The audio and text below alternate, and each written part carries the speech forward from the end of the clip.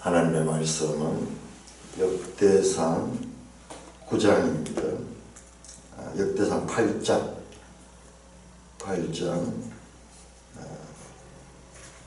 1절부터 40절까지 교독하면서 설명하겠습니다. 자, 8장은 베냐민 자손의 족보입니다. 자, 왜 8장에 베냐민 지파가 단독으로 길게 소개되느냐?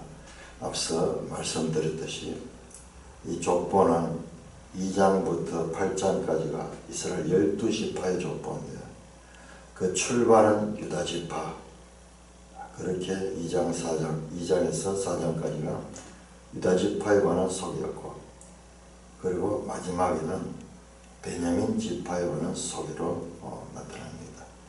물론 베냐민은 12지파 가운데 마지막 막내 지파는 맞습니다만, 그러나 여기에서는 순서에 따라서 마지막에 배치된 것이 아니고 바로 그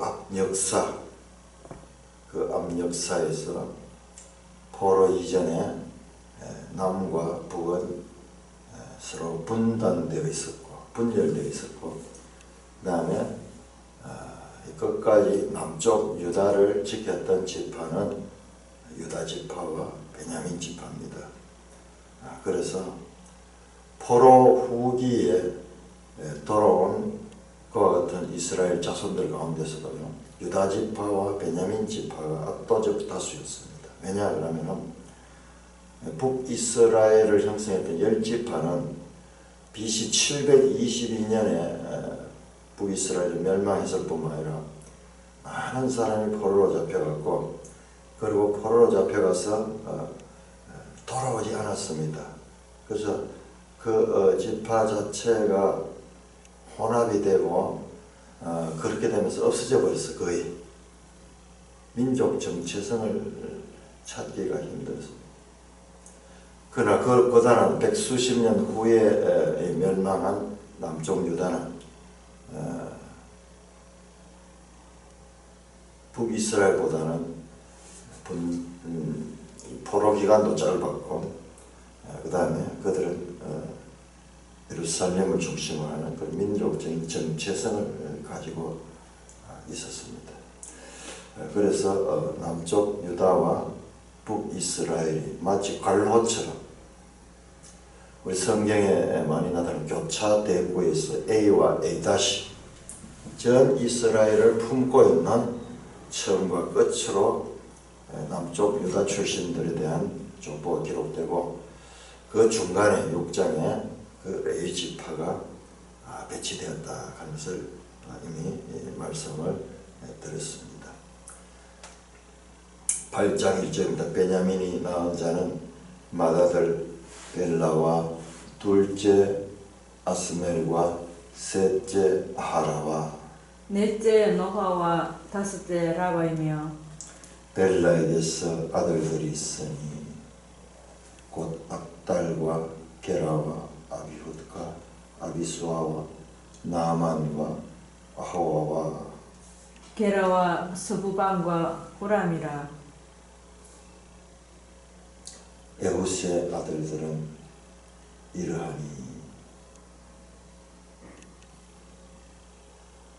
이러하니라. 그들은 게바 주민의 우두머리로서 사로잡혀 마나핫으로 갔으며, 곧 나아만과 아히야와 게라이며, 게라는 또 우사와 아히웃을 낳았으며, 사하라임은 두 아내 후심과 바라를 내보낸 후에 모압 땅에서 자녀를 낳았으니, 그의 아내 호데스에게서 낳은 자는 요밥과 시비야와 메사와 말감과 여우스와 사가와 비르마이니, 이 아들들은 우두머리이며, 또 그의 아내 후심에게서 아비둡과 엘바알을 낳았으며, 엘바알의 아들들은 에벨과 미삼과 세메시니, 그는 오노와 룻과 그 주변 마을들을 세웠고, 또 보리아와 세마이니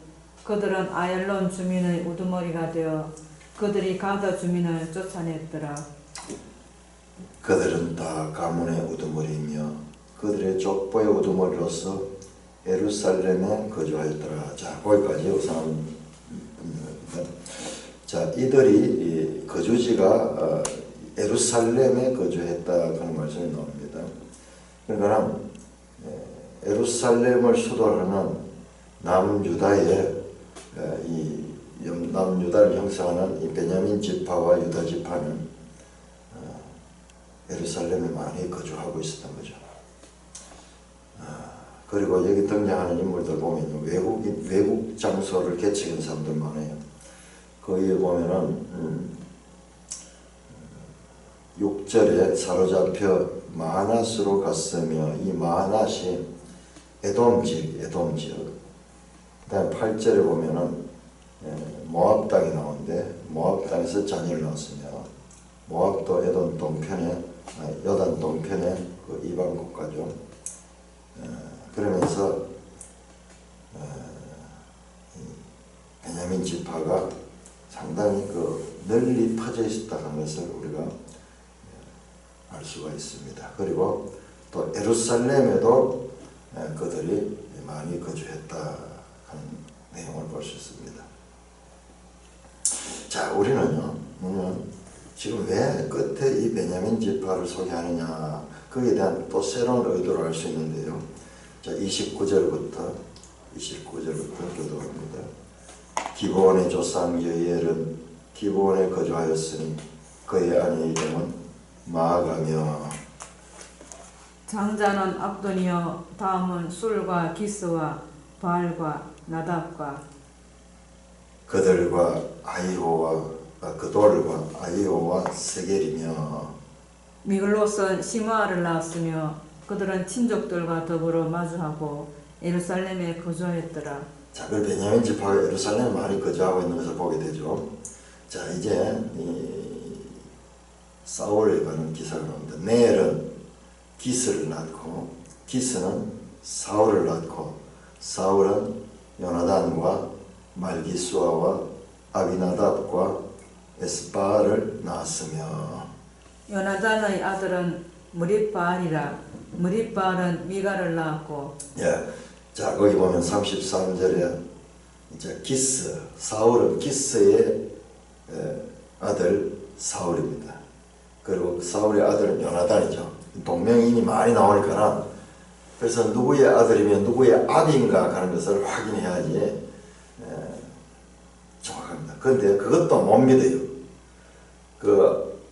누구의 아들이고 누구의 아비도 동명이인이 있을 수 있어요. 이름들이 보면 우리가 보는 이름들이 많이 나오잖아요. 그래서 어떤 경우에는 한 5대까지 나와요. 소개할 때 누구의 현손이고 누구의 정손이고 뭐 이렇게 나오는 것은 바로 그런 구별을 위해서도 필요한 것인데 여기에 기스의 아들 사울, 요나단의 아버지 사울 나오는데 이게 바로 이 사사기에 이스라엘의 사무엘서에서 이스라엘의 첫 왕이 되었던 그 사울입니다. 그리고 그 사울의 아들 가운데서 요나단의 이 족보가 이어집니다.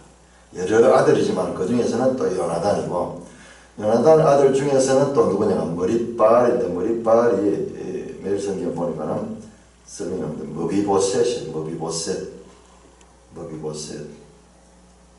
그리고 머비보셋은 미가를 낳았고 이러면서 쭉 머비보셋의 사울 그리고 그 가운데서도 요나단 가운데서도 머비보셋의 계보를 쭉 이게 설명하고 있습니다. 자, 39절부터 마지막 절까지 39절 40절 교독하겠습니다. 그의 아우 에색의 아들은 이람이 그의 맏아들은 올람이요 둘째는 여우스요 셋째는 엘리벨렛이며 같이 올람의 아들은 다 용감한 장사요 활을 잘 쏘는 자라 아들과 손자가 많아 모두 150명이었더라. 베냐민의 자손은 이러하였더라. 그러면서 이제 베냐민 자손들이 그리고 용감한 장사고 활을 잘 쏘는 자고 아들과 손자가 많아 모두 150명이 되었다. 그러면서 올라함에 관한 기사를 하면서 베냐민 지파를 껍질 맺는데, 베냐민 지파의 마지막 나오는 그 올라함은 자손이 많았다. 그래서 이 베냐민 지파도 많이 흥왕했다 하는 그와 같은 기사로 이제 이 이스라엘 12지파의 그 족보를 끝을 맺고 있습니다. 9장 1절을 보면은 이게 전부 다 지금까지 온 이스라엘이 그 계보대로 계수됐다. 그러면서 이제 9장 1절에서 앞에 나왔던 내용들을 총정리하고 있습니다. 자, 사울의 베냐민 지파 사울. 자, 우리 베냐민 지파를, 이 베냐민 누굽니까? 이 베냐민이 바로 요셉의 아들이고 야곱의 12아들들 가운데 마지막 아들이고, 그리고 이 요셉이 있을 적에 그 베냐민이 애굽에 포로로 잡혀갈 뻔했잖아요. 그 요셉이 일부러 그 동생을 했을 적에 그때 유다가 나와가지고 자기가 대신 그 하겠다 그러면서 우리 아버지가 그 이야기를 들으면은 놀라 까무러칠 겁니다. 그러니까는 그러면서 그 일어났던 그 마지막 막내 베냐민입니다. 아주 이 창세기에서는 연약해 보이지만 그러나 세월은 지나가지고요, 이들도 많은 지파를 이루고 우리가 알고 있는 그 베냐민이 아니에요. 그 베냐민 후손들이나 다른 지파의 후손들이나 다 동등하게 그렇게 큽니다. 그런데 오히려 이 베냐민 지파가 아주 호전적이에요. 지금 여기에도 약간 등장하고 그 수도 많았다 그러지만 호전적이고, 그리고 상당히 좀 개척적인 그런 정신도 많았던 것 같아요. 모압이나 에돔 지방 뭐 이런 쪽으로도 가 있고 또 북쪽으로도 올라가고 뭐 이렇게 하면서. 그런데 자, 우리가 사사기 20장에 보면 베냐민 지파의 특별한 기사가 나오는데, 사사기 20장에 보면 베냐민 지파와 이스라엘 11지파가 전쟁하는 내용이 나옵니다. 그러니까 우리가 구약의 배경을 지금 잘 알아야 돼요. 잘 알아야 돼요. 거기에 사사기 마지막에 보면은 그 레위 사람이 뭐 떠돌아다니고 뭐 이런 이야기들이 나오잖아요. 그러면서 거기에서 아주 악한 행동을 해서 베냐민 지파는 온 이스라엘의 공분을 사가지고 전쟁을 펼쳐서 이때 베냐민 지파가 거의 전멸됩니다. 600명밖에 안 남아요. 600명밖에. 여자들도 다 빼앗기고 남자로서는 600명밖에 남지 않아요. 그래서 이 지파 자체가 멸절될 위기에 있어요. 멸절될 위기에 있는데 그 사사기 끝에 보면은 다시 이스라엘의 그 장로들이 이들의 그 대를 잇기 위해서 이 딸들을 혼인시키고 뭐 이런 장면들이 나오는데요. 그 베냐민 지파가 상당히 호전적이고 그리고 한번 멸절의 위기를 겪었는데, 그럼에도 불구하고 끝나지 않고 그 베냐민 지파에서 첫 이스라엘의 첫 왕이 나오고, 그리고 그 후손들이 또 흥왕했다 그러면서 베냐민 지파에 대한 기록이 끝을 맺고 있습니다. 우리가 이 멸망이라는 이야기, 우리 흔히 쓰고 이스라엘도 멸망했다 그랬는데 그 잘못된 표현이에요. 포로로 잡혀가고 나라를 잃었지만 멸망하지 않았어요. 그들이 포로에서도 후손을 얻고 다시 포로에서 돌아와서도 나라를 세워갔습니다. 일본을 보시고, 일본은 정말 멸망했던 나라거든요. 1945년 원자 폭탄 투하를 받고 완전히 항복해가지고 멸망했다고 우리가 했는데, 오늘날 일본이 다시 살아납니다. 다시 나라서 저렇게 세계 강대국으로 있습니다. 독일도 마찬가지. 2차 대전을 일으키고 거기서 멸망했지만은 다시, 그래서 멸망이라는 표현은 세계사에서 정확한 표현이 아니에요. 일시적으로 멸망한 듯 보였지만 그들이 다시 살아납니다.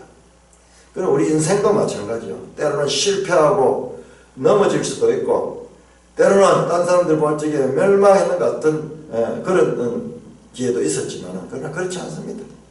저 개인의 삶에 있어서도 많은 사람들은 30대 신규인은 아이고 잘 나가다가 완전히 끝났다 그러시나 하지만 그러나 하나님은 끝나지 않았어요. 하나님 끝나지 않았어요. 다시 시작하시오.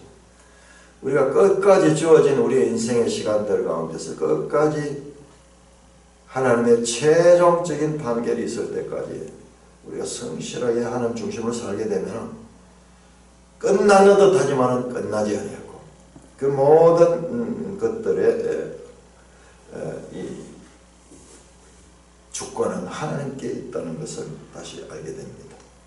자, 특별하게 이 역대상에서는 딴 데서 나오지 않는 사울의 후손들 가운데 13대까지를 기록하고 있습니다. 사울의 족보는요, 다른 데 안 나오는 거예요. 여기만 이렇게 나오는 거예요.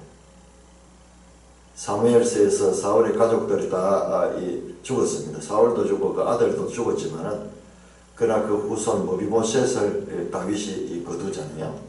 그래서 그 머비보셋의 후손들이 또 이황했던 거예요. 자, 그러면서 사울의 족보는 사울과 그 아들의 죽음으로써 끝나지 아니하고 그 가문도 포로기 이후 공동체의 주역임을 제시합니다. 포로 후기에 포로에서 돌아온 이 지파들 가운데서 이 베냐민 지파도 아주 주역적인 그런 역할을 했다는 말씀이죠. 자, 이렇게 해서 자, 역대상 1장에서 8장까지의 족보가 끝이 나면서 자, 9장 교독하겠습니다.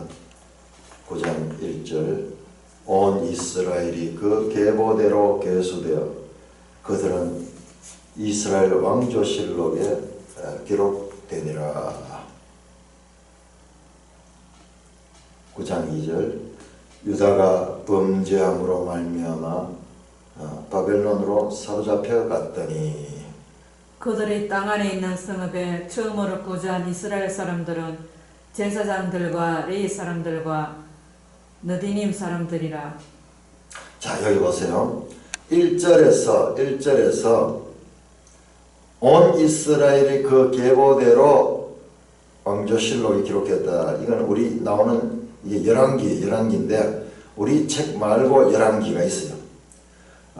거기에 국가적인 그와 같은 행정 문서로서의 열왕기에 있어요. 그 열왕기에 그 기록이 됐다는 것입니다. 자, 그 이유를 최종적으로 설명해. 유다가 범죄함으로 말미암아 바벨론으로 사로잡혀갔다. 여기 유다는 유다 지파를 가리키는 게 아니고 남유다 왕국을 가리키죠. 남유다 왕국이 바벨론으로 포로로 잡혀갔다. 그 이유는 범죄함으로 말미암아 그렇다. 그러면서 소위 내레이터가 설명이죠. 설명. 해석을 하는 거예요. 이 12지파가 범죄함으로 말미암아 멸망했다. 그래서 바벨론으로 사로잡혀갔다. 나를 잃어버렸다. 자, 그렇게 하면서 이전에는요, 끝이 아니고 이제 돌아온 사람들에 관한 기록이에요. 돌아온 사람들에 관한 기록입니다. 이전은 그들의 땅 안에 있는 성읍에 처음으로 거주한 이스라엘 사람들, 여기서 처음으로 거주한 사람 누구냐면 포로기로 있다가 돌아와서 처음으로 이 거주하는 사람들입니다. 제사장들과 레위 사람들과 느디님 사람들이라. 자, 처음으로 돌아와서 거주한 사람은 제사장 지파예요. 레위 사람들. 제사장들도 레위 지파죠. 그런데 왜 제사장들과 레위 사람을 구분했냐 그러면 제사장들은 성전의 제사 의무만 담당하는 자들이에요. 제사 의무만. 레위 사람들은 성막 봉사 이외에도 이 성전에 관한 그와 같은 일들을 하는 사람들입니다. 제사장들은 아론의 후손들이고 레위 사람들은 아론의 후손들은 레위 지파죠. 나머지 이 레위 사람들을 이야기하는 겁니다. 이들은 여러 가지 제사에 필요한 그런 기구들이라든지 거기에 필요한 제물이라든지 이런 것들을 준비하고 그리고 이 노래하고 뭐 이런 일들을 담당하는 사람들이었죠. 그리고 느디님 사람들은 누구냐 그러면 이들도 성전에서 봉사하는 사람들이에요. 레위 지파 말고도 성전의 하속들입니다. 하속들. 이 느드님 사람들이 아마 외국인들일 수도 있어요. 외국인들일 수 있는데 그때 가나안 지파 가운데서 일부가 나왔는데 그 성전의 이 허드렛 일을 보는 그 성전에 속한 하속들입니다. 자, 돌아온 사람들의 명단입니다. 3절입니다. 유다 자손과 베냐민 자손과 에브라임과 므낫세 자손 중에서 예루살렘에 거주한 자는 유다의 아들 베레스 자손 중에 오데이니 그는 암미우스의 아들이요 오므리의 손자요 이므리의 정손이요 바니의 현손이며 실로 사람 중에서는 맏아들 아사와 그의 아들이요 세라 자손 중에서는 여우엘과 그 형제 690명이요 베냐민 자손 중에서는 하스누이와 정손 호다이아와 호다이아의 손자 무슬람의 아들 살루요 여호함의 아들 이브느야와 미그리의 손자 우시의 아들 엘라요 이브니아의 정손 로엘의 손자 서바디아의 아들 무술람이요 또 그의 형제들이라 그들의 계보대로 계수하면 956명이 다 종족의 가문의 우두머리들이라. 자, 이렇게 돌아온 사람들 가운데 수를 정리합니다. 여기는 유다 지파, 에브라임 지파, 므낫세 자손도 있고 베냐민 자손도 있고 돌아온 사람 956명. 이들은 다 종족 가문의 우두머리다. 대표적인 그 같은 지도자들의 수입니다. 자, 10절 읽으세요. 제사장 중에서는 여다야와 여호야립과 야긴과 하나님의 성전을 맡은 자 아사라이니 그는 hil기야의 아들이요 무술람의 손자요 사독의 정손이요 모라요스의 현손이요 아히두베의 오대손이며 또 아다야이니 그는 여호함의 아들이요 바스홀의 손자요 말기야의 정손이며 또 마아세니 그는 아디엘의 아들이요 야세라의 손자요 모슬람의 정손이요 모슐레미스의 현손이요 인멜의 오대손이며 자, 지금 제사장들입니다. 제사 10절을 보면 10절 이후는 제사장들의 명단입니다. 또 그의 형제들이니 종족의 가문의 우두머리라. 하나님의 성전의 임무를 수행할 힘 있는 자는 모두 1760명이더라. 자, 이렇게 제사장 중에서 돌아온 자가 또 1760명. 제사장들이 제일 많은 것 같아요. 다음에 자, 읽으세요. 레이 사람 중에서는 머라리 자손 스머야이니 그는 하수브의 아들이요 아스리감의 손자요 하사비아의 정손이며 박박갈과 헤레스와 갈랄과 마따냐이니 그는 미가의 아들이요 시그리의 손자요 아삽의 정손이며 또 오바댜이니 그는 스마의 아들이요 갈랄의 손자요 여두둔의 정손이며 또 베레기아이니 그는 아사의 아들이요 엘가나의 손자라 느도바 사람의 마을에 거주하였더라. 자, 레위 사람 중에서 그 다음에 자, 레위 사람 가운데서 문지기 역할하는 사람 17절 문지기는 살룸과 악굽과 달몬과 아히만과 그의 형제들이니 살룸은 그 우두머리라. 이 사람들은 전에 왕의 문 동쪽 곧 레이 자손의 진영의 문지기이며 고라 정손 아비아삽의 손자 고레의 아들 살룸과 그의 종족 형제 곧 고라의 자손이 수종드는 일을 맡아 성막 문을 지켰으니 그들의 조상들도 여호와의 진영을 맡고 출입문을 지켰으며 여호와께서 함께 하신 엘라사르의 아들 비느하스가 애찍에 그의 무리를 거느렸고 머슬레마의 아들 스가랴는 회막 문지기가 되었더라. 택함을 입어 문지기 된 자가 모두 212명이니 이는 그들의 마을에서 그들의 계보대로 계수된 자요 다윗과 선견자 사무엘이 전에 세워서 이 직분을 맡긴 자라. 자, 성전의 문지기가 212명 있습니다.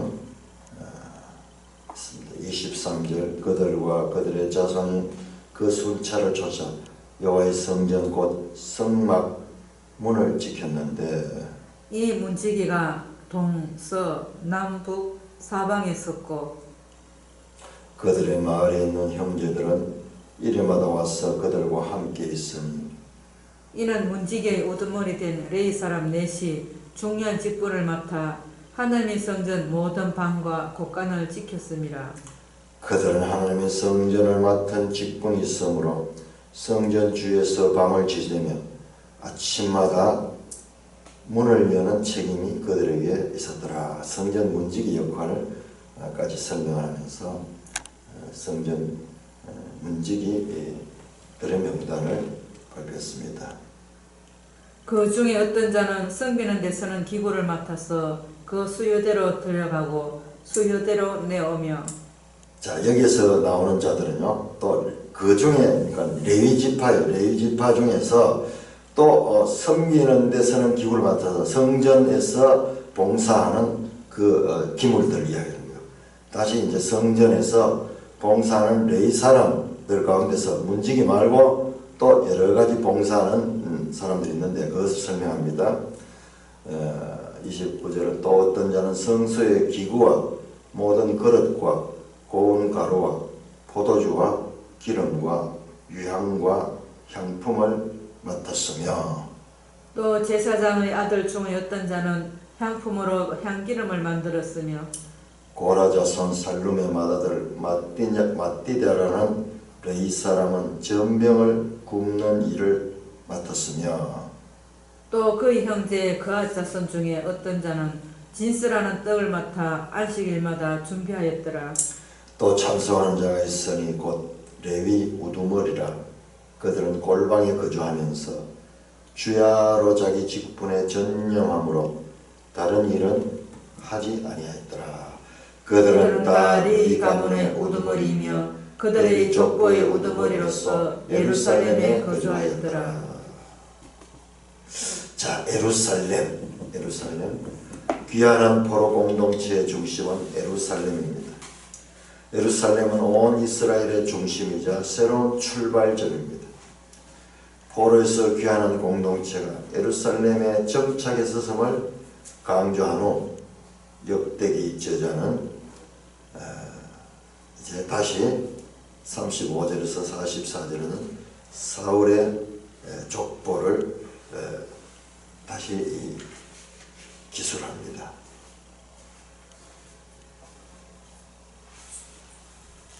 자, 우리 사울의 족보. 자, 이렇게 해서 돌아온 사람들 가운데서 개수하고 그리고 특별히 레위 지파에 대해서 자세히 설명을 하고 있습니다.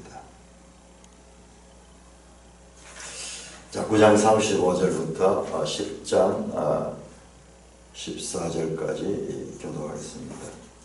자, 먼저 지금부터는 이제 족보가 아니고 이야기로 들어가는데 이야기로 들어가는 도입부가 족보로 시작이 돼요. 족보로 시작합니다. 사울의 족보로 시작하면서 이제 이스라엘의 왕정 시대를 여는 그와 같은 기사로 접어 들어가게 됩니다. 9장 35절 기브온의 조상 여이엘은 기브온에 거주하였으니 그의 아내 이름은 마가라. 그의 맏아들은 압돈이요 다음은 술과 기스와 바알과 넬과 나답과 그들과 아이오와 스가랴와 미글롯이며 미글롯은 시마함을 낳았으니 그들은 그들의 친족들과 더불어 마주하고 예루살렘에 거주하였더라. 넬은 기스를 낳고 기스는 사울을 낳고 사울은 요나단과 말기수아와 아미나답과 에스바를 낳았으며 요나단의 아들은 머리바알이라. 머리바알은 미가를 낳았고 미가의 아들들은 비돈과 멜렉과 다리아와 아하스이며 아하스는 야라를 낳고 야라는 알베멕과 아스마옅과 시므리를 낳고 시므리는 모사를 낳고 모사는 비나를 낳았으며 비나의 아들은 르바야요 그의 아들은 엘라사요 그의 아들은 아셀이며 아셀이 6 아들이 있으니 그들의 이름은 아스리감과 보그루와 이스마일과 스아리아와 오바댜와 하나니라. 아셀의 아들들이 이러하였더라. 예, 자 이렇게 사울의 후손에 관한 족보가 나오는데 이게 지금 앞에 나왔던 내용의 반복이에요. 자 8장 29절부터 보면은 8장 29절부터 38절까지가 나왔었거든요. 사울 네엘은 기스를 낳고 기스는 사울을 낳고 사울은 요나단과 말기수와 아미나답과 그러면서 앞에 나왔던 내용이 반복되는 거예요. 자 이게 편집상의 오류인가 오류잖아요. 왜 같은 일을 다시 반복한다 아니면 의도적인 배치인가. 이 명단이 말이죠. 똑같은 내용이 반복되는 거예요. 그래서 이 자유주의 신학자들은 이런 부분들을 연구를 얼마나 깊이 해서 이걸 다 발견하겠어요. 바로 이게 오류다. 편집을 하다 보니까는 이게 이중 편집이 됐다. 그런데 아니에요. 사울 가문의 족보를 설명하면서 이제 사울 이야기로 하기 위해서 사울 이야기의 도입부로 사울의 조상들과 사울의 후손들의 이야기로 시작이 됩니다. 자, 그래서 교독하겠습니다. 10장이죠. 10장 교독합니다. 10장 이제 블레셋 사람들과 이스라엘이 싸우던 이스라엘 사람들이 블레셋 사람들 앞에서 도망하다가 길보아 산에서 죽임을 당하여 엎드러지니라. 블레셋 사람들이 사울과 그의 아들들을 추격하여 블레셋 사람들이 사울의 아들 요나단과 아미나답과 말기수아를 죽이고 사울을 맹렬히 치며 활 쏘는 자가 사울에게 따라 미치며 사울이 그 쏘는 자로 말미암아 심히 다급하여 사울이 자기의 무기를 가진 자에게 이르되 너는 칼을 빼어 그것으로 나를 찌르라. 할례받지 못한 자들이 나와서 나를 욕되게 할까 두려워하노라. 그러나 그의 무기를 가진 자가 심히 두려워하여 행하기를 원하지 아니하며 사울이 자기 칼을 뽑아서 그 위에 엎드러지니 무기 가진 자가 사울이 죽는 것을 보고 자기도 칼에 엎드러져 죽으니라. 이와 같이 사울과 그의 세 아들과 그 온 집안이 함께 죽으니라. 자 이렇게 사울 기사가 나오고 사울이 어떻게 죽는가. 그래서 그 세 아들도 죽고 사울 가문은 이렇게 이제 멸망이 같지만 그렇지 않다. 앞에 족보에서 나오잖아요. 족보에서 그 요나단의 이 아들 머리빠울이 나고 머리빠울은 미가를 낳고 쭉 그러면서 지금 귀한 공동체 가운데도 이 베냐민 지파가 있다는 것을 알려주는 거예요. 멸망하지 않았다 그래도 베냐민 자손이 멸망하지 않았다. 자 사울 기사의 도입부로 그 사울의 이 족보가 설명이 되었고 그 다음에 이제 출발은요 이미 왕이 되어 있는 사울 이야기로 나옵니다. 그러니까 이 역대상은 사무엘서의 그냥 인용이 아니고 사무엘서를 해석하고 축약하고 그리고 핵심 주제를 가지고 설명을 하는 내용인 거예요. 그럼 지금 이 역대기의 저자가 목적하면서 따로 있어요. 목적하면서 이제 더 앞으로 나오게 될 겁니다. 자 7절입니다. 골짜기에 있는 모든 이스라엘 사람이 그들이 도망한 것과 사울과 그의 아들들이 다 죽은 것을 보고 그 성읍들을 버리고 도망하면 블레셋 사람들이 와서 거기에 거주하니라.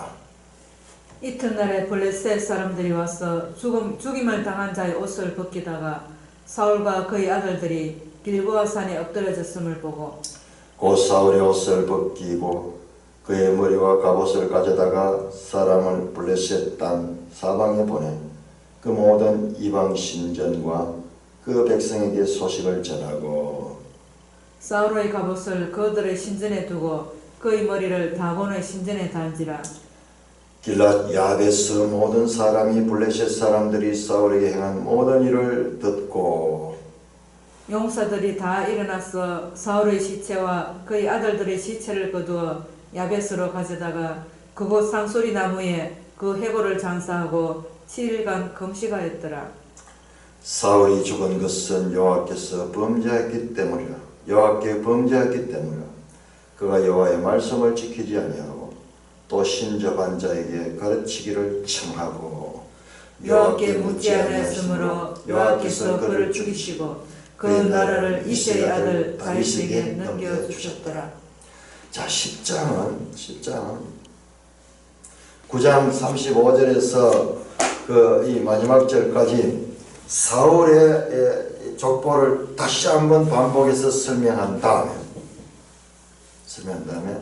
이제 그 사울이 어떻게 전사했는가 사울 기사를 설명합니다.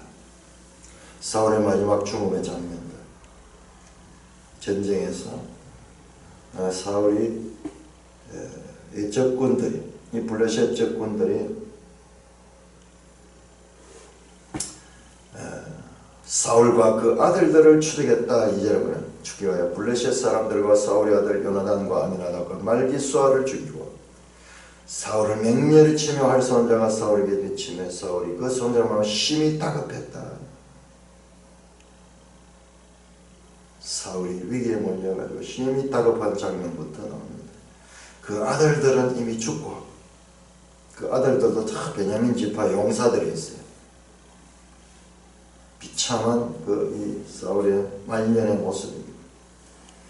자기도 도망하다가 자기의 무기를 가진 자에게 칼을 빼어 나를 찔러라 할례 받지 못한 자로 와서 나를 욕되게 할까 두려워하느니라. 명예를 존중하는 사울은요, 그 블레셋에 의해서 자기가 죽을 것을 예상하고는 그 부하에게 자기를 죽여달라고 부탁합니다. 자, 여기에서 우리가 중요한 이 장면을 보는데, 이 사울의 의로운 모습, 이 사울, 우리가 아가스 하기 전에 이 마태복음을 봤는데 마태복음의 유다의 모습을 여기 발견할 수 있어요. 가롯 유다가 실수했잖아요. 예수를 판 것이 나중에 스스로 양심의 가책을 느끼고 그가 모든 것들을 돈 받았던 것도 돌려주고 받지 않은 것 던져주고 그냥 왔다가 목매어 자살하던 그 유다의 모습처럼 그 양심이 아주 있었던 사람 유다도, 이 사울도 마찬가지예요. 사울도 명예를 존중하고 이 이스라엘의 왕으로서 적군의 손에 죽는 것은 수치스럽다 하시면서 그 부하에게 죽여달라고 말합니다.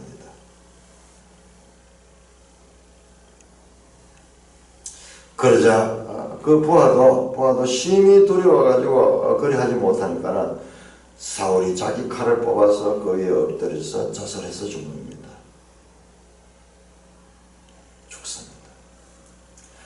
자, 여기에서 우리가 이 세상적으로 보면 이 드라마가 아주 멋있는 드라마고 참 장엄한 이 의로운 죽음 같지만요, 하나님의 백성에는 그렇지 않아요. 끝까지 사울은 하나님을 구하지 않습니다. 이게 다윗과 차이예요. 끝까지 그 환경과 형편을 보고 심히 다급해하면서 자신의 생각과 자신의 방법으로 자신의 생명조차도 처리하는 모습을 보게 됩니다. 자, 이 다급한 일을 당하게 다면은 사울은 하나님이 없어요. 우리 앞에서도 그 기사 보잖아요. 제사 드리는 것도 다급하게 군대들이 오고 이러니까는 제사장을 얻고 이러니까 다급해서 환경에 따라서 그렇게 제사를 지내는, 그것이 나중에 이 사무엘에게도 큰 책망을 당하게 되는데, 우리가 믿음이 있느냐 없느냐는 언제 드러나느냐, 이 위기의 상황에서 드러납니다. 평소에는 몰라요.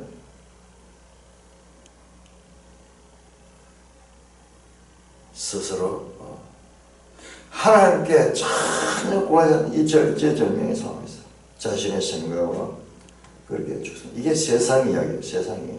세상에는 이 정도만 되면 어렵다고 이야기합니다. 이와 같이 사울과 그의 세 아들과 온 집안이 함께 죽으니라. 이 사무엘상 31장에 나오는 이야기입니다. 가문 전체가 멸망하는 듯이 보입니다. 이제 이 장면은 왕위 계승자가 없어지는 장면이기도 합니다.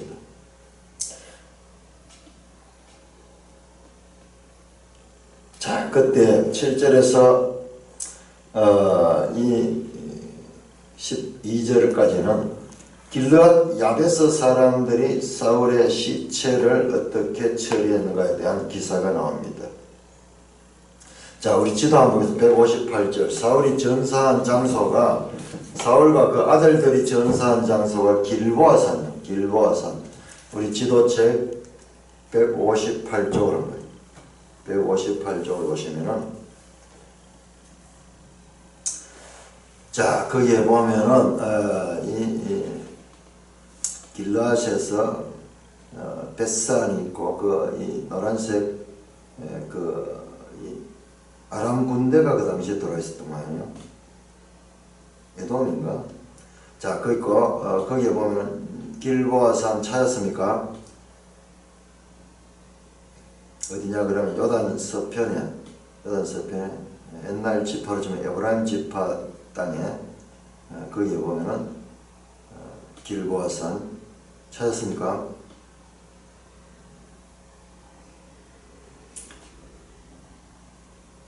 자, 갈릴리 바다에서 서편으로 조금 내려오니까 찾기 좋겠네요. 내려오면은 거기에 이 길보아산 찾았죠. 자, 그 길보아산 여기에서 죽었습니다. 자, 여기에 등장한 길랏 야베스 사람들이 누구냐 그러면은 요단강 동편에 거기에 사울이 나하스를 물리쳤던 이 전투 장면에 나오죠. 이 길랏 야베스 사람들이 과거에 사울의 큰 은혜를 입었던 자들이에요.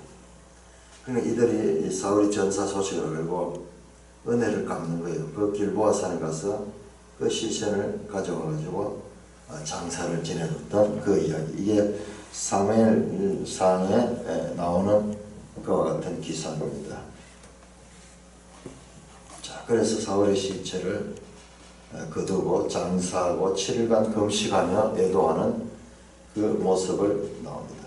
자, 13절, 14절은 이 사울 기사의 총정리예요.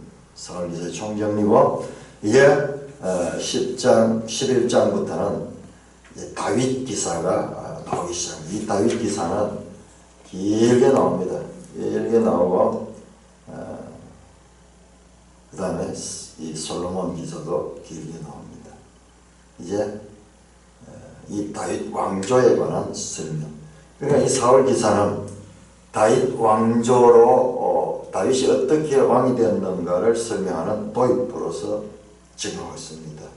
그리고 왜 사울은 끝에 이렇게 그 비참한 죽음을 맞이했는가, 그 이유가 13절에 설명이 됩니다. 사울이 죽은 것은 여호와께 범죄하였기 때문이라. 9장 1절 한번 보세요. 9장 1절에서도 유다가 범죄함으로 말미암아 바벨론으로 사로잡혀갔다. 사울이 죽은 것은 여호와께 범죄했기 때문이다. 그가 여호와의 말씀을 지키지 아니하고 또 신접한 자에게 가르치기를 청하고 여호와께 묻지 아니했다. 여기에서 이 사울의 범죄가 무엇인가를 설명합니다.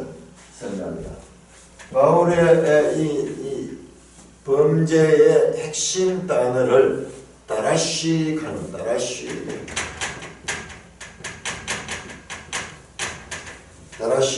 단어로 요약하는데요. 오늘을 보면은 이유가 뭐냐? 첫째, 말씀을 지키지 않았다. 그 다음 둘째, 신접한 자에게 다라시를 원했다 하는 다라시. 우리는 가르치기를 청했다 그러는데, 그 다음에 여호와께 묻지 아니했다 그러는데 여기 같은 단어, 같은 다라시예요. 신접한 자에게 다라시하고 여호와께 다라시하지 아니했다. 다라시는 추구하다 또는 가르침을 받다, 구하다 그런 거예요. 근데 누구에게 다라시했습니까? 이 신접한 자 무당들에게 구하고 여호와께 다라시하지 않았다. 이 단어가 아주 이 역대기에서 중요한 단어예요. 중요한 단어. 예, 다윗 기사에 보면 이 단어가 나오는데 그는 여호와께 다라시했다 그렇게 나옵니다.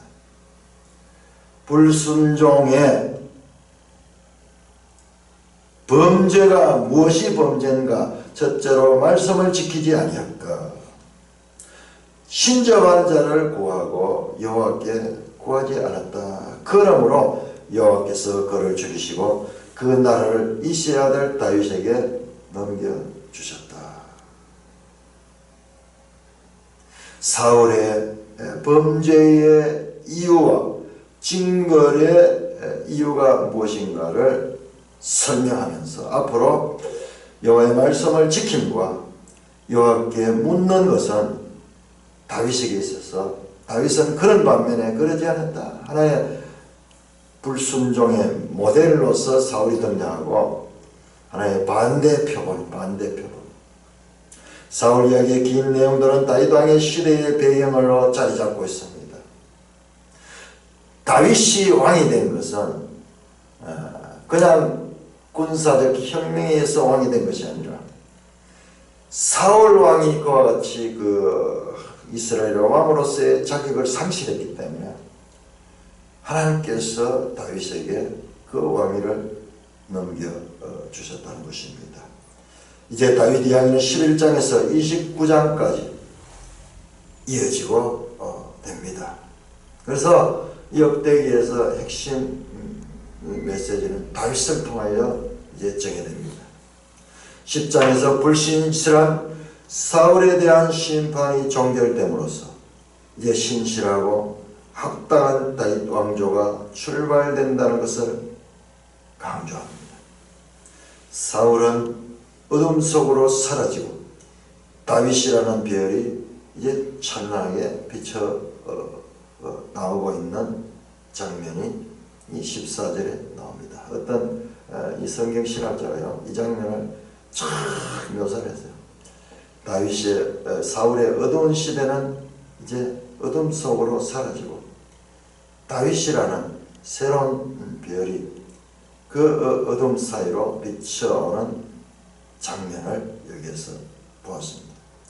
사울의 기사는 왜 사울 왕에게 하나님께서는 그 왕위를 다윗에게 넘기셨는가를 보여주기 위한 그와 같은 장면입니다.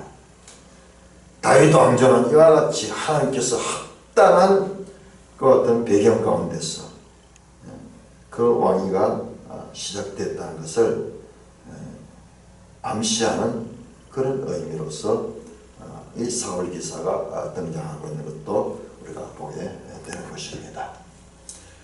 찬송.